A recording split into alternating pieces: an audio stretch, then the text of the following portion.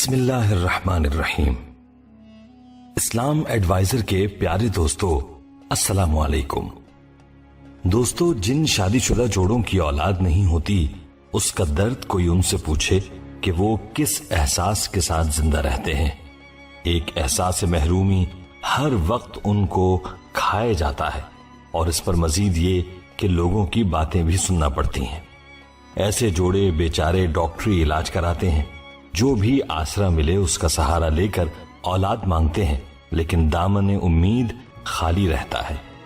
ایسے تمام جوڑوں کے لیے آج ہم ایک قرآن پاک سے انتہائی مجرب اور آزمودہ وظیفہ لے کر آئے ہیں۔ اس وظیفے کو یقین کے ساتھ کریں تو انشاءاللہ آپ کو در در پر ٹھوکریں نہیں کھانا پڑیں گی۔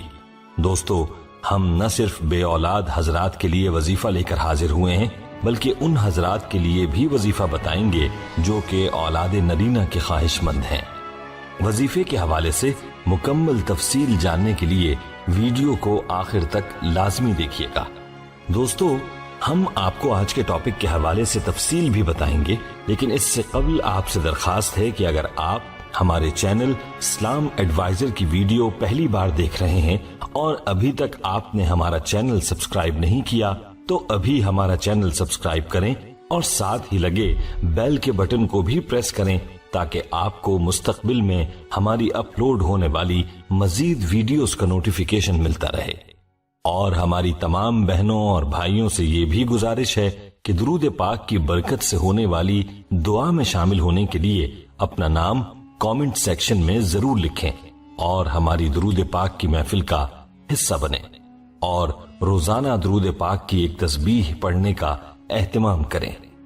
پیارے دوستو، اولاد اللہ تعالیٰ کی ایک عظیم نعمت بھی ہے اور رحمت بھی ہے، لیکن اگر کوئی شادی شدہ جوڑا اس سے محروم رہے یا اس کے ہاں جلدی اولاد نہ ہو رہی ہو تو میاں بیوی بیچارے دونوں کو ہی اپنی ازدواجی زندگی خطرے میں نظر آنے لگتی ہے، کیونکہ ہمارا معاشرہ ان کے لیے طرح طرح کی باتیں بناتا ہے۔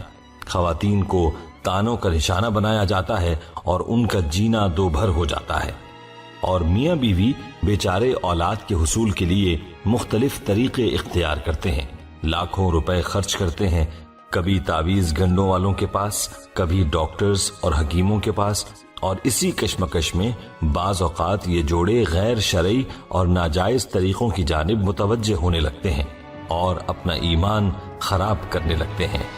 اللہ تعالیٰ قرآن میں ارشاد فرماتا ہے، آسمانوں کی اور زمین کی سلطنت اللہ ہی کے لیے ہے، وہ جو چاہتا ہے پیدا کرتا ہے، جس کو چاہتا ہے بیٹیاں دیتا ہے، جسے چاہے بیٹے دیتا ہے، یا انہیں جمع کر دیتا ہے، بیٹے بھی اور بیٹیاں بھی، اور جسے چاہے بانجھ کر دیتا ہے، وہ بڑے علم والا اور کامل قدرت والا ہے۔ پیارے دوستو، اولاد کا اختیار صرف اللہ کے پاس ہے۔ زمین و آسمان کا خالق و مالک اور متصرف صرف اللہ تعالیٰ ہی ہے۔ وہ جو چاہتا ہے وہی ہوتا ہے، جو نہیں چاہتا نہیں ہوتا، جسے چاہے دے، جسے چاہے نہ دے، جو چاہے پیدا کرے اور بنائے، جسے چاہے صرف لڑکیاں دے اور جسے چاہے صرف لڑکے ہی عطا فرماتا ہے، اور جسے چاہے لڑکے لڑکیاں سب کچھ دیتا ہے، جسے چاہے بے اولاد رکھتا ہے۔ بس یہ چار قسمیں ہوئیں، لڑکیوں والے، لڑکوں والے، دونوں والے اور دونوں سے خالی ہاتھ۔ اب قرآن کا یہ قول اللہ کا فیصلہ سناتا ہے کہ اللہ ہی اولاد دینے پر قدرت رکھتا ہے۔ ہمیں ان آیات پر پورا یقین رکھتے ہوئے صرف اور صرف اللہ سے ہی اولاد کی طلب رکھنی چاہیے۔ اگر ہم قرآن میں غور کریں تو ہم دیکھیں گے کہ انبیاء کرام کو بھی جب اولاد کی طلب ہوئی تو انہوں نے بھی صرف اللہ سے دعا کی، اور اللہ نے ان کی دعا قبول کر کے انہیں صاحب اولاد کیا اور ہمارے لیے نشانی بنایا تاکہ ہم بھی اس سے رہنمائی حاصل کر سکیں۔ دوستو، آج ہم آپ کے لیے قرآن ہی سے مجرب وظائف لے کر آئے ہیں جو کہ بے اولاد جوڑوں کے لیے بھی ہیں اور ان جوڑوں کے لیے بھی ہیں جو کہ بیٹوں کی طلب میں ہیں۔ یہ وظائف قرآنی آیات اور سورتوں میں سے بزرگان دین کے تجویز کردہ ہیں، جن کو ان اکابرین نے آزمانے کے بعد عوام کے لیے پیش کیا ہے۔ یہ وظائف ہم تک مستند ذرائع سے پہنچے ہیں جو ہم آپ کی خدمت میں پیش کر رہے ہیں۔ جو بھی انہیں کامل یقین کے ساتھ اللہ پر مکمل بھروسہ رکھتے ہوئے کرے گا، انشاءاللہ خالق کائنات کے خزانوں سے ضرور فیضیاب ہوگا۔ پیارے دوستو، بیٹا ہر کسی کا خواب ہوتا ہے۔ جن کے بیٹے نہیں وہ بیٹوں کی تمنا کرتے ہیں، اور جن کی بیٹیاں نہیں وہ بیٹیوں کے لیے خواہش مند ہیں۔ آج کا جو عمل ہم آپ کے لیے لائے ہیں وہ ہے اولاد نرینہ کا وظیفہ۔ دوستو، ہر کسی کی یہ خواہش ہوتی ہے کہ ان کے ہاں بیٹیوں کے ساتھ ساتھ بیٹا بھی پیدا ہو۔ حالانکہ بیٹیاں بھی وارث ہی ہوتی ہیں، لیکن ہمارے ہاں نسل کے آگے چلنے کی غرض سے یہ تمنا کی جاتی ہے، کیونکہ بیٹیاں تو ماں باپ کے گھروں میں مہمان ہوتی ہیں اور پھر اپنے گھروں کی ہو جاتی ہیں۔ دوستو، ایسے حضرات جن کے ہاں بیٹیاں ہی بیٹیاں ہیں، ان کو بیٹے کی تمنا ہے، یا پھر ایسے شادی شدہ جوڑے جن کی ابھی شادی ہوئی ہے اور ان کی خواہش ہو کہ ان کو اولاد نرینہ نصیب ہو، وہ یہ وظیفہ نوٹ فرما لیں۔ یہ انتہائی مجرب وظیفہ ہے جو کہ قرآنی وظیفہ ہے، یعنی قرآن پاک کی ایک سورت کا حصہ ہے، اور یہ وظیفہ ہے سورہ فجر کا۔ اس وظیفے کا طریقہ یہ ہے کہ آپ نے ایسی جگہ کا انتخاب کرنا ہے جہاں بالکل خاموشی ہو اور اس دوران آپ سے کوئی بات نہ کرے۔